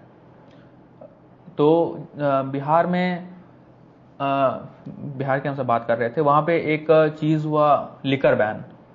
तो मैं एग्जैक्टली यहाँ पे बिहार से उठ के बात करना चाहूँगा, किसी भी चीज़ के प्रोहिबिशन को आप कहाँ तक देखते हैं? लाइक लिकर बैन क्या प्रोविजन की बात कर रहे हो कि देखो इस चीज़ में भी लिकर को जो बैन किया गया है, अब केस उसकी वजह से क्या हो रहा है, इलीगल वो शराब बनाई जा रही है। और वो जो इलीगल शराब बनाई जा रही है उसका एक प्रोसेस होता है फर्मेंटेशन का। फर्मेंटेशन में 100 डिग्री सेल्सियस पे आपको उबालनी होती हैं चीज़ें, एग्जैक्ट टेम्परेचर। अगर आप ऐसे नहीं करोगे तो उसमें मीथेनॉल रह जाती है, और जो मीथेनॉल पॉइजनस होती है वो अगर आप उसे कंज्यूम करोगे आप अंधे हो जाओगे या आपकी जान भी जा सकती है। अब इस बैन की वजह से इलीगल शराब बन रही है, तो ये भी तो गलत है। दूसरी चीज़, जो लिकर होती है, जो पीने वाला होता है वो इलीगली भी बना लेगा या इलीगली ले आएगा, या फिर क्या आपको लगता है कि जो नेता हैं बिहार के वो अल्कोहल कंज्यूम नहीं करते? बिल्कुल करते हैं, और उनके लिए तो स्पेशल सर्विसेज है। तो बिल्कुल मैं तो देख रहा हूं। अब इस चीज़ को, अब अगेन अल्कोहल क्यों ज़रूरी है? एक्साइज ड्यूटी, लाइक रेवेन्यू के लिए अल्कोहल के ऊपर मोर देन 50% से ज़्यादा टैक्स होता है।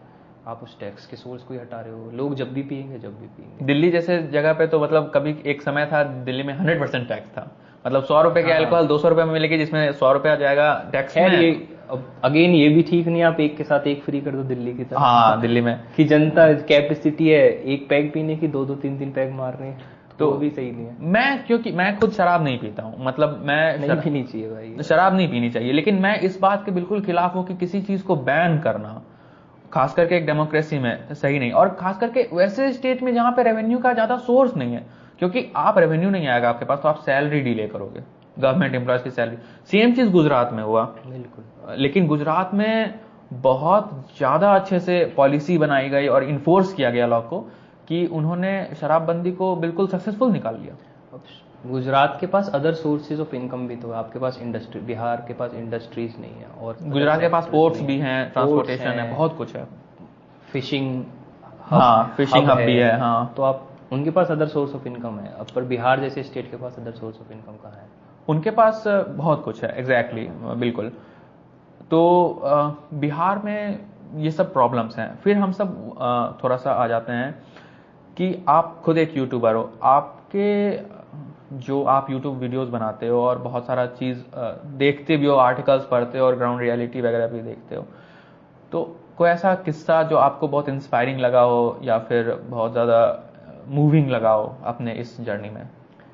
खैर अभी तो जर्नी स्टार्ट ही हुई है मेरी, अभी तो खैर बेस भी इतना बड़ा नहीं हुआ है, बट जनता, जो लोग जुड़ रहे हैं, एक्चुअल में होता क्या है कि सबसे ज़्यादा खुशी जब आप स्टार्ट करते हो ना चीज़ों को, एक एक सब्सक्राइबर आपके लिए मैटर करता है, एक एक व्यक्ति जब आपके साथ जुड़ता है ना, तो बहुत ज़्यादा खुशी देती है। सबसे बड़ी खुशी वही होती है। और दूसरी चीज़ जो सबसे और भी ज़्यादा मुझे अच्छा ये लगता है कि जो यूट्यूब की जो ऑडियंस है, वो आपको डिस्क्रिप्शन में ढूंढ के, आपको आपके चैनल के अबाउट सेक्शन में ढूंढ के आपको आपके इंस्टाग्राम पर आती है, आपको मैसेज करती है, या आपको वहाँ पर फॉलो करती है, फिर उसके बाद मैसेज करती है कि कि आप जो कर रहे हो वो काम बहुत अच्छा कर रहे हो, या इससे जो है हमारा यूथ जो है कहीं ना कहीं अच्छी डायरेक्शन में जाएगा, तो वही मेरे लिए सबसे बड़ी खुशी है इस जर्नी में। तो यूथ से एक और रिलेटेड सवाल है, इंडिया के यूनिवर्सिटीज़ में, और सिर्फ इंडिया में ये प्रॉब्लम नहीं है, ये प्रॉब्लम वेस्ट के बहुत सारे यूनिवर्सिटीज़ में भी है कि वो ग्राउंड रियलिटी या फिर खास करके पैसे के मामले में कैपिटलिज्म को बहुत ईविल मानते हैं। मतलब कि बहुत ज़्यादा वो सोशलिस्ट होने की कोशिश करते हैं या फिर लेफ्टिस्ट होने की कोशिश करते हैं। किसकी बात कर रहे हो? लाइक कैपिटलिज्म को ईविल मानते हैं, मतलब कि बहुत ज़्यादा पैसा बनाने को वो ईविल मानते हैं जो बच्चे हैं। कि जैसे बहुत सारे, मैं खुद के एक दोस्त का एग्जांपल दे रहा हूँ। कैपिटलिज्म और सोशलिज्म की आपस में वो डिस्प्यूट रहा है हमेशा से। लाइक जो व्यक्ति ज़्यादा ही सोशलिज्म पढ़ लेता है और कैपिटलिज्म को डिटेल में पढ़ लेता है ना, उसे ये लगता है कि कैपिटलिज्म बहुत बेकार, एक्सप्लॉयटेटिव नेचर है। बट अब थोड़ा सा हो रहा है तो फिर मैं बता देता हूँ कि जो कैपिटलिज्म है उसके बिना, लाइक आप किसी भी देश को देखोगे आसपास, मेरा ओपिनियन है पर्सनल, चाइना को ले लो आप या रशिया को ले लो, जो ये पहले सो कॉल्ड सोशलिस्ट बनते थे, तो ये धीरे धीरे कैपिटलिज्म की तरफ जा रहे हैं। क्योंकि कैपिटलिज्म जो है, चाहे फ्यू हैंड्स के पावर, एक एडवांटेज, सबसे बिगेस्ट एडवांटेज कैपिटलिज्म की है कि वो पावर फ्यू हैंड्स में डिवाइड कर देता है। But at the same time एक देश को अगर पावरफुल होना है तो कैपिटलिज्म पावरफुल होने का तरीका, मतलब आज के टाइम में जो कैपिटलिज्म है वो मोस्ट अप्रोप्रिएट सिस्टम है पावरफुल होने का। मुझे पर्सनली लगता है कि आपको ज़्यादा मतलब नहीं होना चाहिए दूसरे देशों से। मतलब कि बहुत सारे लोग बोलते हैं कि ये देश सोशलिस्ट होकर बहुत किया, या फिर इनका भी ध्यान रखना चाहिए। यूनाइटेड स्टेट्स क्यों आगे बढ़ा? क्योंकि वो कैपिटलिस्ट थे और उन्होंने अपने मत को बहुत ज़्यादा फेवर किया। मतलब वो कहीं जाके वार प्रॉफिटरिंग बहुत करते हैं। एक और चीज़ मैं इसमें कहना चाहूँगा, लाइक जो यूएस है वो कैपिटलिस्ट था, वो ग्रो किया। बट जो यूएसएसआर था, स्टार्टिंग फेज यूएसएसआर काफ़ी ज़्यादा बूस्ट किया था यूएसएसआर ने अपने सोशलिज्म की वजह से। बट उसमें अगेन प्रॉब्लम आई काफ़ी ज़्यादा करप्शन की। डिक्टेटर ऑफ प्रोलेटेरिएट या डिक्टेटरशिप की अगर हम बात करें, जो गवर्नमेंट सिस्टम है वो काफ़ी ज़्यादा करप्शन उसमें आ गई, तो इसकी वजह से मेनली डाउनफॉल आया था यूएसएसआर का। और कैपिटलिज्म के साथ जो चीज़ है वो ये है कि वो इक्वल अपॉर्चुनिटीज़ प्रोवाइड करता है, और सोशलिज्म में कहीं ना कहीं सेल्फ इंटरेस्ट व्यक्ति का कंपेरेटिव टू कैपिटलिज्म कम हो जाता है। बहुत, जैसे कि अभी हाल ही में एक डील हुआ, ट्विटर डील, $44 बिलियन में इलॉन मस्क ने ट्विटर खरीद लिया। तो ब्लू टिक भी पैसे में दे दिया। हाँ, ब्लू टिक भी, सारे इन्वेस्टमेंट तो अपना ब्लू टिक से निकाल लिया। हाँ, देखा जाए तो कितने लोगों ने ब्लू टिक लाइक वो खरीद लिए है। और साथ में ही अब फेसबुक, मेटा भी इसमें जा रहा है, इंस्टाग्राम पे भी ब्लू टिक वगैरह बेचने की बात हो रही है, और वो वेरीफाई कर रहा है। लेकिन अब जैसे उनको भी एक सोर्स ऑफ रेवेन्यू चाहिए, उनको भी अपना प्रॉफिट बढ़ाना है ताकि शेयर्स ऊपर जाए, ताकि उनका नेटवर्थ ऊपर जाए। खैर, ये सब तो बोलने की बातें हैं। इलॉन मस्क का ऐसा कहना था क्या कि वो फ्री स्पीच को लाना चाहता है प्लेटफॉर्म पे। मेरा पर्सनली मानना है कि ये कहीं ना कहीं फ्री स्पीच को लेकर आना चाहता है, अकाउंट्स को बैन करके, इंडियन सीईओ को निकाल कर, लाइक तो फ्री स्पीच आएगी उससे। लेकिन वही इंडियन सीईओ, तो जैसे जो लीगल हेड थे, सीईओ नहीं, जो लीगल हेड थे ट्विटर के, वो भी इंडियन थी। और वो बहुत ज़्यादा सेंसरशिप की, प्रो डेमोक्रेटिक सेंसरशिप, मतलब कि, और यहाँ पे डेमोक्रेसी मतलब मैं प्रजातंत्र की बात नहीं कर रहा, डेमोक्रेटिक पार्टी है वहाँ की एक, वो प्रो डेमोक्रेटिक पार्टी सेंसरशिप की। उन्होंने हंटर बाइडन लैपटॉप केस जो था उसके मामले में इंफॉर्मेशन बहुत सेंसर की, और बहुत सारी चीज़ों को सेंसर, फ्रीडम कहीं ना हाँ, डोनाल्ड ट्रंप को बैन कर दिया। हाँ, उस लाइक अब आज के टाइम में एक सिटिंग यूएस प्रेसिडेंट को बैन कर देना है, छोटी मोटी बात तो थी नहीं। आज के टाइम लाइक राइट विंग का एरा है, अब राइट विंग का एरा है, कहीं ना कहीं राइट विंग के साथ कंजर्वेटिज्म भी आता है, तो ये प्रॉब्लम तो है। तो मतलब कि आपको लगता है कि इलॉन मस्क वगैरह का जो डील है, या आप भी क्या इलॉन मस्क को ईविल कैपिटलिस्ट मानते हो या कैपिटलिज्म को ईविल मानते हो, ऐसा लगता है? इस पर मिक्स्ड, लाइक मेरा मिक्स्ड ओपिनियन है कुछ की। लाइक वो दिखाता है कि जितने भी एम्प्लॉयज़ हैं वो बिल्कुल टाइम पर होना चाहिए उन्हें, बिल्कुल उन्हें पंक्चुअल होना चाहिए, जैसे वो खुद पंक्चुअल लेट हो जाते, लाइक वो किसी को फायर कर देगा, अगर गलती होती है तो तुरंत फायर कर देता है। But at the same time ये चीज़ गलत भी है, क्योंकि आप जो एम्प्लॉय है उसको आप एकदम से निकाल देते हो कहीं ना कहीं, और उसे एकदम से बेसहारा छोड़ देते हो, तो वो कहीं ना कहीं राइट टू वर्क के भी खिलाफ है, राइट टू लिबर्टी के भी खिलाफ है। एकदम से नोटिस, लाइक एक पर्टिकुलर नोटिस होता है वो तो तुरंत निकालता है। लेकिन उनका भी ये कहना है कि मैं फायरिंग तुरंत कर देता हूँ लेकिन सेवरेंस बहुत अच्छा देता हूँ, सेवरेंस पे वगैरह। मेरा बस ये मानना है कि लाइक पर्सनली मेरा ये मानना है कि गलतियाँ सब पर होती हैं स्टार्टिंग में। लाइक स्टार्टिंग में क्या कोई बड़े से बड़ा इंटेलेक्ट है, सब पर गलतियाँ होती हैं। अब इसमें तो सिर्फ एक दो गलती के हिसाब से किसी को जज करना या फिर किसी को निकाल देना, तो वो चीज़ सही नहीं है। और इंडिया में भी जैसे कैपिटलिज्म है, और मुझे लगता है कि सोसाइटी को बिल्ड करता है कैपिटलिज्म, जैसा कि आपने बोला पावर देता है सोसाइटी को कैपिटलिज्म। और कैपिटलिज्म नेसेसरी इविल है, मानना पड़ेगा, नेसेसिटी है, मतलब मुझे तो इविल भी नहीं लगता। इविल है, एक्सप्लॉयटेटिव है नेचर में, ये हम डिनाई नहीं कर सकते, एक्सप्लॉयटेटिव है। But capitalism at the same time necessity भी है। अगर इंटरनेशनल लेवल पर किसी देश को पावरफुल रहना है, अब इंटरनेशनल रिलेशंस की अगर हम बात करें, कोई भी देश है उसको अपनी डिमांड रखनी है, तो कोई वीक देश अपनी डिमांड कभी भी नहीं रख सकता। कोई वीक देश अपनी बाहर जो इंटरनेशनल पॉलिसीज़ हैं उनको कोई वीक देश इन्फ्लुएंस नहीं कर सकता। तो पावर बहुत ज़्यादा ज़रूरी है, और कैपिटलिज्म कहीं ना कहीं वो ज़रिया है पावर बनने का। कैपिटलिज्म की वजह से जो बिजनेस हैं, जो पॉलिसीज़ हैं, वो एक दूसरे के साथ लाइक कंट्रीज़ रिलेशन में आ रही हैं, एक दूसरे के साथ बॉन्डिंग में आ रही हैं। तो उस बॉन्डिंग की वजह से भी कंट्रीज एक दूसरे के ऊपर इंटरडिपेंडेंट हो जाती हैं, और इस इंटरडिपेंडेंसी की वजह से भी कोऑपरेशन बनी रहती है इंटरनेशनल लेवल पर। तो अब हम सब यहाँ लास्ट फेज पे आ गए, तो आप भी एक यूट्यूबर हैं, आपको कैसा लगता है कि एक पॉडकास्ट को या फिर एस्पायरिंग यूट्यूबर्स वगैरह उसको मोनेटाइज कैसे किया जा सकता है?